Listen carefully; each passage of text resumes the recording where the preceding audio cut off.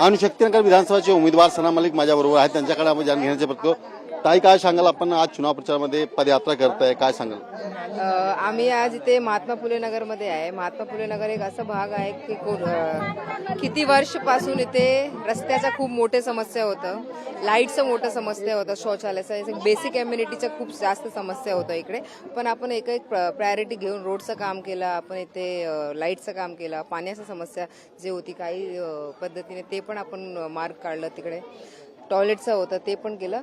आणि या जे मानखूर फुले नगर आहे इथे रेल्वेच्या परिसरात एकदम जवळपासून ते त्यांचा इथे बस्ती आहे, म्हणून इकडे आम्ही काम केलं आहे. आणि लोकांचा तुम्ही इथे प्रेझेन्स बघितलं तर खूप मोठ्या संख्येने इकडे जे रहिवासी आहे ते आपल्यासोबत आहे.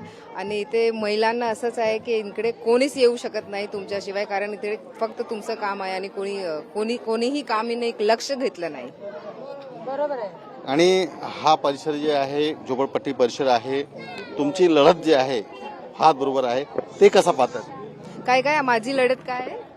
फहादच्या बरोबर आहे, कसं पाहतात तुम्ही? हे बघा, फहादला माहीत पण नाही असेल, मानखूरमध्ये फुले नगर असं एक परिसर पण आहे. आणि इकडे काय काय समस्या जेपर्यंत शेवटचा दिवस पोहोचणार आणि त्यांनी कळणार की इकडे फुले नगरमध्ये काय आणि कोणत्या प्रमाणे आपण इकडे काम केले, त्या तिकडे पोहोचून त्यांचा निवडणूक संपणार. हा निवडणूक तुम्ही कशा पाहताय? निवडणूक को हम हमेशा इलेक्शन जैसे ही देखते हैं. जब तक आखिरी मत नहीं पड़ता हम पूरी ताकत से कैंपेन करते हैं और कॉन्फिडेंट रहते हैं, लेकिन ओव्हर कॉन्फिडेंट कभी नहीं होंगे. 23 तारखेला कशा पाहतात? विजयाचा दिवस पाहतो.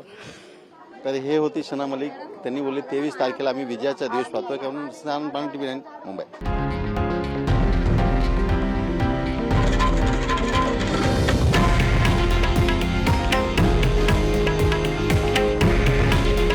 हे आहे देशातील नंबर 1 न्यूज नेटवर्क आणि आपण पाहत आहात TV9 मराठी.